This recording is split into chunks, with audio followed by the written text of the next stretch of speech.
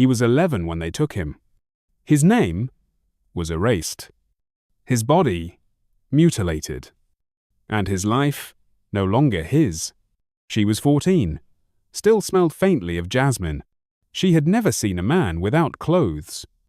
But that day, 5 elderly women stood waiting in silence. They gestured at her robe. She undressed.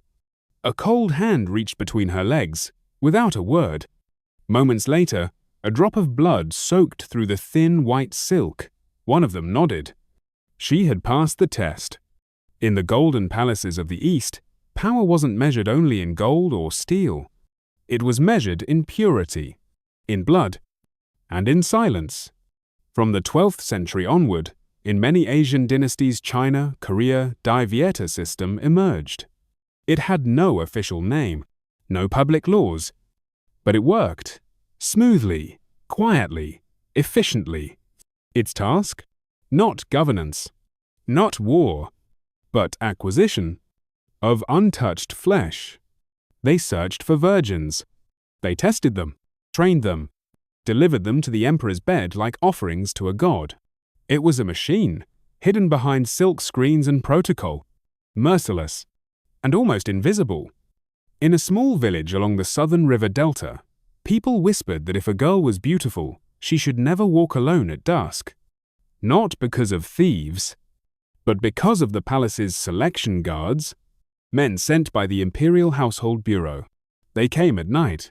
No torches, no sound. Just a silver hairpin left on the door and a pink scroll pinned to the wall. The girl inside had been chosen. In a candlelit room deep within the palace, a 12-year-old girl lies on a cold wooden table. Beside her, an old woman known only as Third Aunt. She has seen over 3,000 girls. Her hands are dry, her fingernails clean, her face blank. The girl is examined. Her hymen is tested using a thin jade probe. If blood appears good, if not, there are 2 possibilities. She has been defiled, or she is intersex. Either way, she is rejected. Best case, she is sent home. Worst case, she disappears. Why virgins? Some believed that the blood of untouched girls could prolong life. Some said it kept the emperor's body pure. Others didn't care for reasons. It was about domination. Because when an untouched body is claimed by one man, and one man only, it proves that man's power is absolute. When the girls first enter the Forbidden City, they are dressed in pale pink. Not reed red is for official consorts. Not white is for mourning. Pink means untouched. Waiting. Waiting to be called. Every night, someone is chosen. Sometimes by lottery. Sometimes by smell. Sometimes by nothing more than whim. Some wait for 5 years and are cast out unused. Others are taken on the first night. Some die before dawn. From the Ming Dynasty archives. 3rd month, 7th year of the Taizu reign. Palace maiden Liu, age 13, died after first bedding. Bleeding could not be stopped. Royal physician helpless. No one asked why a child died during sex. No one was punished. Her body was burned. Her ashes scattered over the long lake. This wasn't a tragedy. It was procedure. A supply chain. Selection. Training. Testing. Use. Disposal. Each girl was trained not in court etiquette, but in technique. How to breathe. How to moan. How to clean the emperor's body without disturbing him. How to smile while bleeding. And above all, how to stay silent. No name. No family. No right to refuse. And when they were no longer fresh, they were reassigned. To mop the palace floors, to serve old guards as wives, or to disappear entirely, not because they were useless, but because once the emperor touched them, no one else could. And if he forgot them, it was best their bodies vanished too. Their names were rarely recorded. most known only by numbers or cryptic labels. Seventh Maiden, Winter Attendant, East Wing Girl. They had been human, now just ghosts. One left behind a handkerchief, embroidered in red thread, uneven, trembling stitches, 4 words in ancient script. Never once asked, "You didn't ask me." They didn't, and His Majesty never needed to. He was no longer a boy, no longer anyone's son, no longer a person. He became a gift, a tool, a reflection of supreme power purchased with blood and silence. In the palace where every wall shimmered with gold and angels danced across painted ceilings, a single wrong breath could end a life. Music from stringed zithers floated softly through carved wooden screens. Sandalwood smoke curled in the air. Silence was mandatory. And not everyone was free. During the early dynasties of the East, there was a post known as Master of the Inner Quarters. He did not wield a sword. He did not preside over law. He commanded flesh, not armies, not bureaucrats, but the supply of virgin girls, the circulation of bodies, the silence of pain. Each year, at the cusp of spring, a scroll would be sent from the palace to provincial governors. It bore 7 characters written in dragon ink. Selection of pure daughters for the emperor. No one dared ignore it. Each family with a daughter aged between 11 and 15 was required to present her for inspection. A single refusal could result in land, seizure, exile, or worse. Some tried to scar their daughters, burn the face, break a finger, anything to avoid selection. But disobedience was not an option.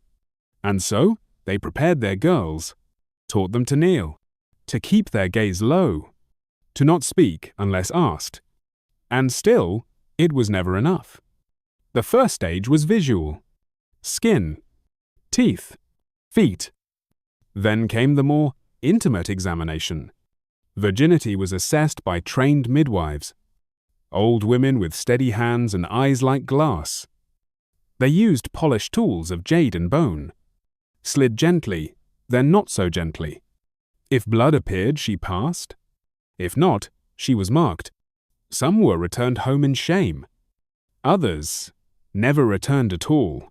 Once selected, she was no longer a daughter, no longer a villager, no longer anyone's esbresgrode. She became palace property.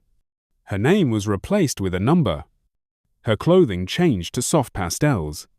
Her food measured. Her voice monitored. Her sleep scheduled. She was given a handler, an older maid, once a virgin herself. Now barren, now bitter, now training the next. They called it preparation. But it was something else.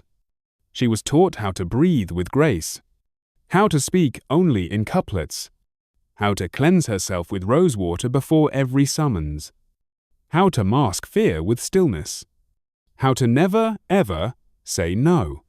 One girl asked, "What happens if the emperor doesn't like me?" The handler did not answer. She only pulled the girl's sleeve aside, revealing a faint scar near the wrist. Old, but not forgotten. The emperor did not choose his bedmates personally. Not always.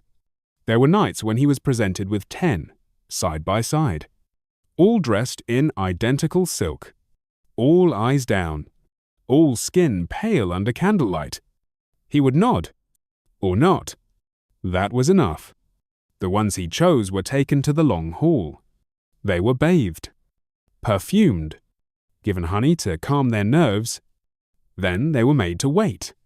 Some waited for hours, knees bruised on the stone floor, cold air creeping through the paper walls. Some fainted. None spoke. When the emperor arrived, the room changed. No words, no greetings, just disrobing. Sometimes it was gentle, other times violent. Sometimes he didn't even look at them, and when it was done, they were dismissed without a word. Those who cried were removed from the roster, not because they were broken, but because they could no longer stay silent. Silence was the first requirement. Obedience was the second. Invisibility the third. Some were favored, given titles, better rooms, more silk. They became concubines. But favor was a dangerous thing, because with favor came jealousy. And in the palace, jealousy was a weapon. Poisoned hairpins, boiled bathwater, fabric soaked in mercury. No death ever looked like murder. Just another girl, too delicate for court life. The ones no longer summoned were moved. They worked as seamstresses, as bath attendants, or in the kitchens where oil burns scarred their once cherished hands. They had served the emperor, and now they served soup. And what of the ones who resisted? Some bit their tongues, others screamed. One, long ago, tried to run. Her feet were broken, her tongue cut. She was placed in a silent chamber, where she lived for 6 years, until she didn't. Her name never entered any records, but the chamber remained. They say you could still hear her, breathing. There was a saying among palace guards, "You can touch the sky here, but only if you start as dust." No one explained what that meant, because no one needed to. One girl, 6th maiden of the Peony Wing, wrote something before she vanished. It was found beneath her mattress. A single line, etched with a hairpin, barely visible. "I have never been allowed to speak my own name." She was last seen walking toward the pavilion of crimson smoke. The next day, it rained, and the palace was silent again. Not everyone believed what happened behind those screens. Some thought it was exaggerated, a myth, a cautionary tale. But every spring, the scroll came again. 7 characters in dragon ink. The names may change. The rituals may evolve. But the silence, it never ends. He wasn't a boy anymore. Not because he had grown, but because the parts that made him one were taken. There were no screams. The knife was sharp. The herbs, numbing. It happened quickly, and once it was done, there was silence. Not the silence of peace, but the silence of subtraction, of something removed not just from the body, but from time itself. In the heart of the inner court, there was a building no visitor ever saw. It was known only as the Quiet Hall.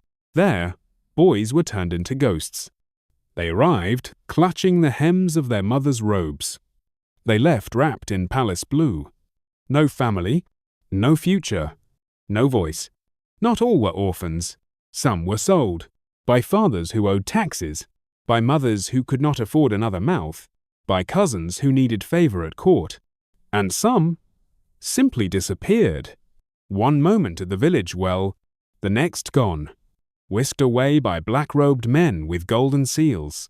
No one asked, no one stopped them, because everyone knew, once the emperor's seal touches your door, nothing inside belongs to you anymore. The process was clinical. It always began with boiling water, sterilized knives, lotus wine. Then came the assistant, an older eunuch. Calm, precise, efficient. His hands never trembled. The boy was laid on the cold slab, stripped, doused in numb paste made from crushed opium and rhubarb root. Then, the cut. Sometimes only the testes were taken. Other times, everything. Success meant survival. Failure meant burial. In the back garden, under a stone with no name, those who survived were praised. "You are clean now," they were told, worthy of the inner court. They were not allowed to cry, not allowed to ask, only to bow and begin. Inside the palace, they were renamed.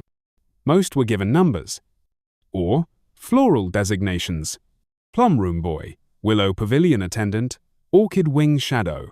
They served tea, carried messages, listened through walls, watched. But they did not speak unless spoken to. They did not desire because they were not supposed to. And they never, ever looked directly at the emperor. One of them, his number was 47, served in the bathing chamber. He was 12 when he was cut, 13 when he first scrubbed the emperor's back. He said nothing. He looked at nothing. Only when the water cooled did he speak.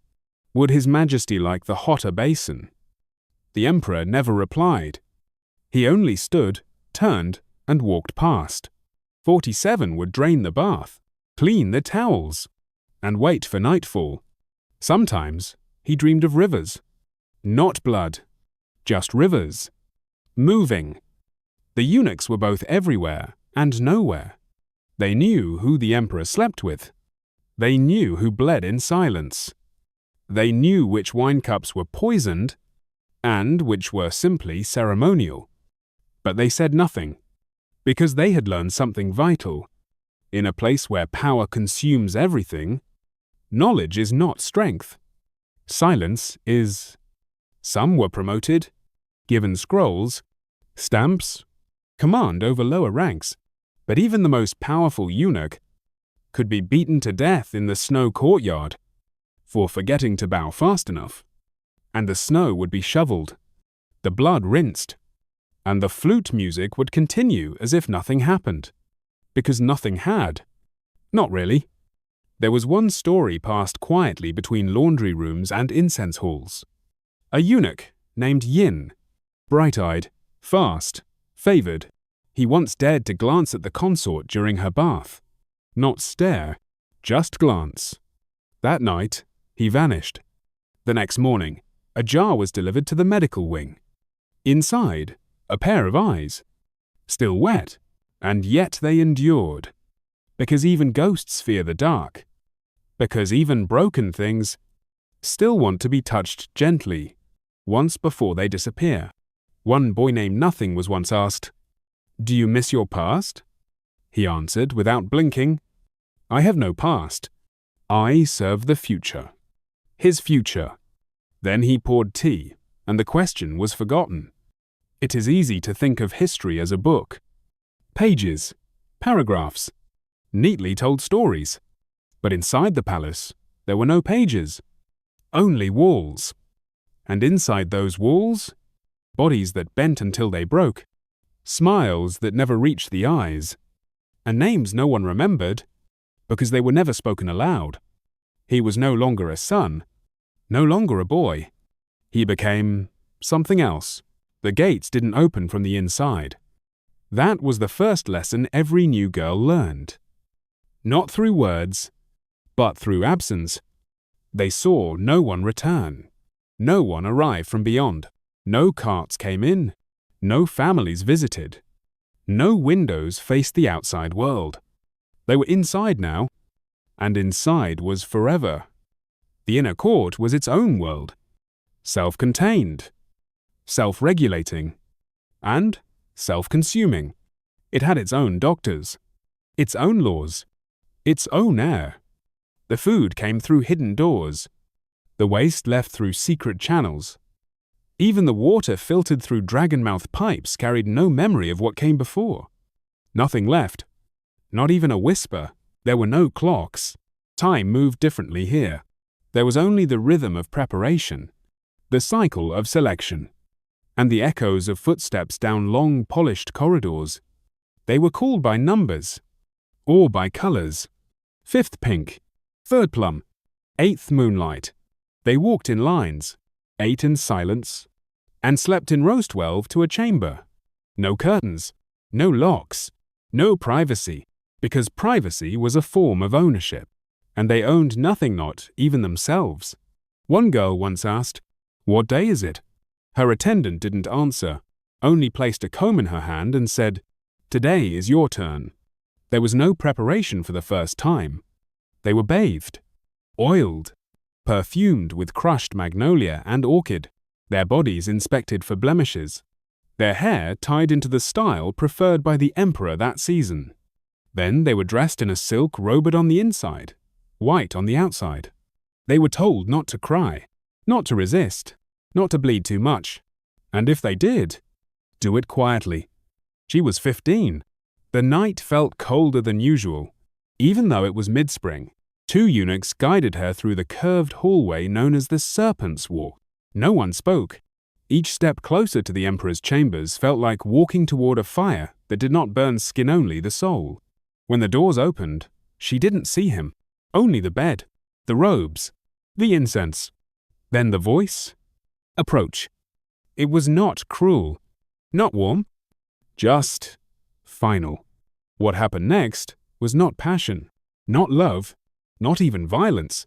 It was procedure, a rite, a transaction between power and submission. He said nothing. She said nothing. When it was done, she was handed a lotus petal soaked in wine to ease the pain and to clean the blood. Then she was taken back, not to sleep, but to wait, to be called again, or not. Some believed that being chosen meant elevation, that they would rise through the ranks, that they might bear a son. But sons did not come from the first ones. They came later, from the favored. The first were only tested, used, and set aside. Their names never left the records, because they never entered them. One girl known only as Sixth Orchidons wrote a line on the underside of her shoe using soot and water. If I am never remembered, then at least I was real. The shoe was found years later, buried beneath the floorboards. The girl was not. There were escape attempts, but only once. A girl scaled the garden wall during a summer storm. She reached the top and found not another side, but another wall. Beyond it, nothing but soldiers. Sentries with no names, no faces, only swords. She jumped anyway, not to flee, but to fall. They buried her under the peony trees. No marker, no ceremony, only silence. The next day, the food was saltless. It was how the kitchen mourned. Some girls found power, or what they thought was power. They learned to read the emperor's moods, how to speak just enough, how to touch without touching. They gained favor, then gifts, then rooms of their own. But favor was never permanent. It could vanish with a rumor, or a new face, or a dream the emperor didn't like. Then came the reassignment, back to common quarters, or to the Red Lantern room where no one spoke anymore. Others simply faded, into corridors, into rituals, into roles they did not choose, but wore like second skin, until they could no longer remember the sound of their own voice, or what their mother smelled like, or the last day they saw the sky. They weren't dead, but they weren't living either. They existed in a place that was never meant to be left, a place where memory dissolved like sugar in teasweet, then gone. And if one day they simply stopped waking up, no one asked why. Their bedding would be replaced, their number reassigned, and the flute music would play as it always had. Because the machine could not stop. Not for one girl. Not for 1,000. One eunuch once whispered, "They call it heaven, but it eats like a beast." No one corrected him. Because everyone knew, the palace was never a place for people. It was a place for power. Everything else was decoration. She was 17 when she received her name. Before that, she was only 8th spring. Then, one morning, a eunuch delivered a red lacquered box to her chamber. Inside was a hairpin, jade, carved with 2 cranes. Delicate, expensive, deadly, if needed. Beside it, a scroll, stamped with the imperial seal. It read, "Consort of the 2nd rank, Zen." She was now someone, but she had never felt less like herself. Favor came suddenly. No warning, no explanation. The emperor had summoned her 4 times in one moon cycle. Each time, she had said nothing, and done everything. She was praised for her quietness, for her stillness, for her obedience. The courtiers called it grace. The physicians called it discipline. But inside her, there was only silence. A vast, stretching silence that no title could fill. She was moved into the pavilion of cinnamon light. It had golden doors, windows of polished pearl, attendants who bowed too deeply. They brought her lacquered boxes filled with jewelry she could never wear, scrolls of poems she could never read aloud, fruits so ripe they bled when bitten, and she sat, unmoving, waiting to be called again. because favor was not a reward. It was a leash, and it tightened every time the emperor smiled. The other women watched her, not with envy, but with calculation. Favor was a currency, and every currency had enemies. Rumors began to circulate that she used potions, that she had come from a cursed village, that her womb was dry. No one said these things to her face. They said them to mirrors, to walls, to water bowls, because in the palace you never knew who was listening. And sometimes it was the walls themselves. One morning, she awoke to find a dead sparrow under her pillow. Its wings were torn, its eyes missing, its body still warm. She said nothing, only called for fresh sheets, and asked for plum tea. She drank it slowly, and when she finished, she placed the cup upside down. A message? She knew. They watched her closely after that. Every breath, every meal, every footstep, even her dreams were not her own anymore. She awoke one night to find her attendant burning her bedding. The girl claimed it was infested with moths. But there had been no moths, only silk and blood. There were rules in the palace. Unwritten, absolute. Rule 1. Never be the favorite too long. Rule 2. Never forget you are replaceable. Rule 3. If the emperor dreams of your death, you die. The dream came during a summer storm. Thunder shook the lacquer screens. Rain poured through the open roof tiles. The emperor called for wine, then for silence. Then, for her, she entered barefoot, soaked, shivering. He looked at her and said, "Last night, I dreamt your eyes turned black and you bled gold." She said, "I do not bleed gold, your majesty." He smiled and said nothing more. The next day, she was not summoned. The day after that, her rooms were sealed. In the absence of her name, another girl was chosen. Fourth moon. 15. Soft voice. Perfect teeth. The cycle resumed. Zhen was forgotten.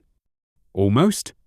They say she was moved to the western wing, where the disfavored were kept, where the light never reached the floor, where no music played.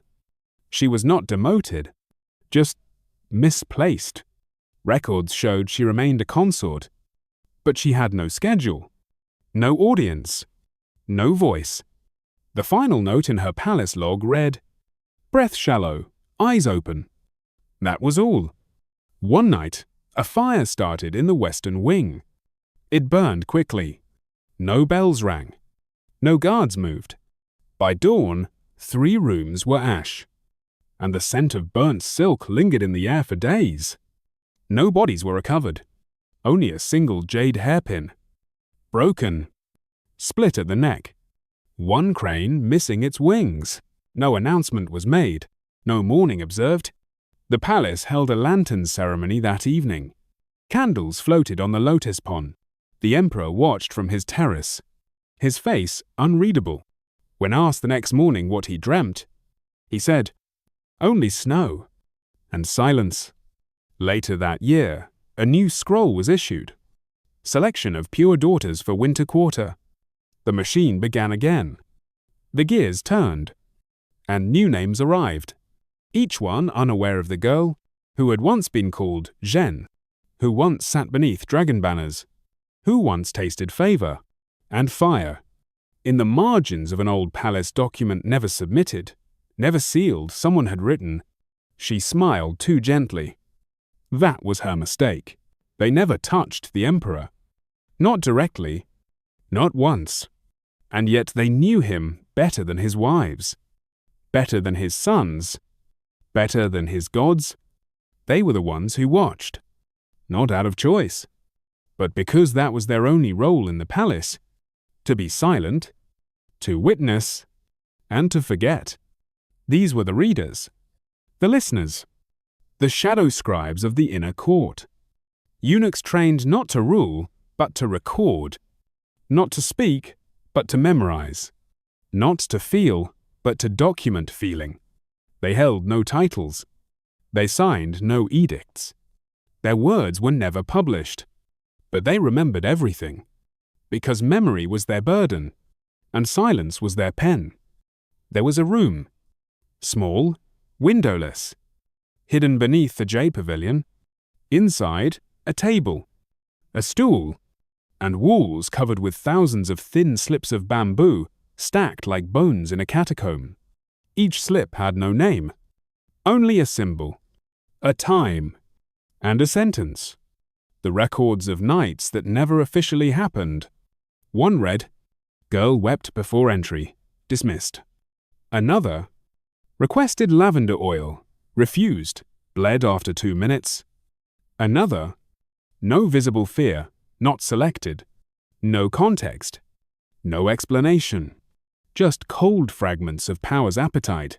These notes were not for history, not for memory, only for control.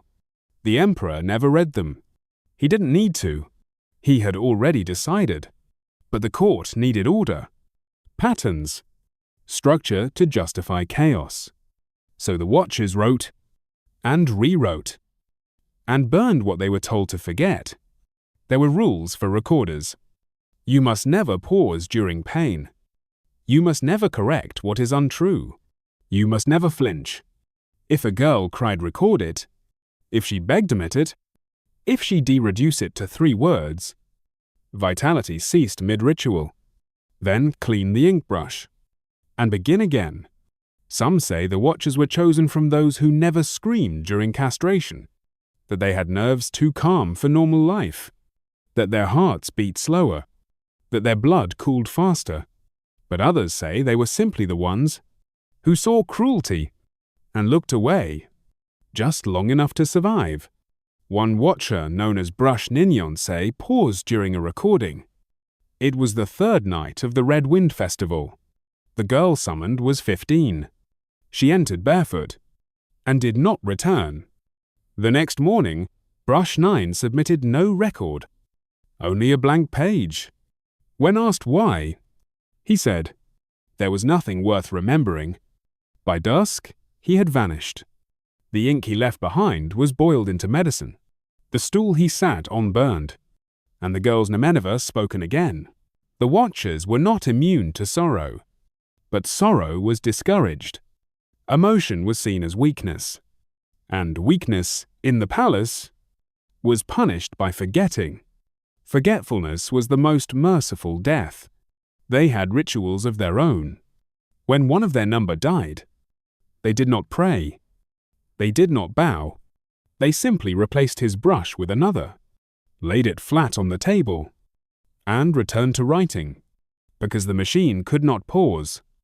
Not for blood, not for ghosts, not for memory. There is a story never written, only whispered, of a Watcher who began to tattoo the names of the girls on his own back, each name written in hidden script between his shoulders and spine. When he died, the body was cremated, but the ash smelled of ink, and it rose higher than expected. They said it was because the names refused to sync. Sometimes, the Watchers wrote for themselves, lines not meant for the archive, words that no one else would read. A hidden slip, found behind a broken panel, read, "If my silence is complicity, then I am guilty 1,000 times. And still I would do it again, because I am more afraid of being seen than of being damned." No one knows who wrote it, but the panel was never repaired. The Watchers were the memory of the palace, but even they forgot themselves. Some lost their names, others their voices. A few chose to disappear entirely, not by dying, but by erasing their own records until nothing of them remained but the brush they once held, and still the ink dried. The scrolls turned brittle, and the palace moved on, because history, when written from above, is never what happened, only what was permitted to be recorded. They never built a monument. No stone, no plaque, no inscription carved in jade. There was no need. The palace itself was the monument.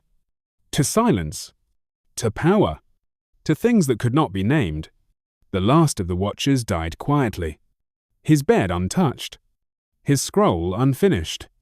No ceremony was held, No mourning allowed. They simply lit incense, opened the window, and let the room forget. Just like every room before it, there were rumors that the system had ended, that emperors had changed, that queens had risen, that girls no longer bled in silence. But the walls said otherwise.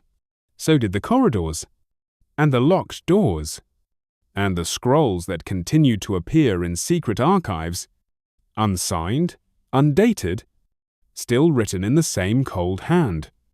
A historian once asked an old eunuch, "Why were no names kept?" The man smiled. His teeth were gone, his eyes still sharp. He said, "Because names can be remembered, and memory is dangerous." Then he coughed and said nothing else.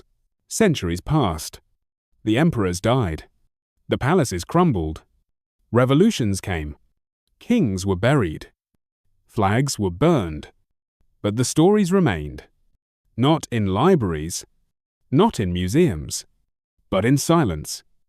The kind of silence that lives in the marrow, in dreams, in the hollow space behind your ribs, when you think too long about history. One day, a group of tourists walked through the ruins. Their guide pointed to a cracked marble basin. "This is where the consorts used to bathe," he said. It was a place of beauty.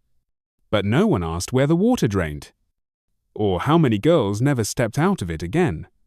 They took photos, smiled, moved on. The silence stayed.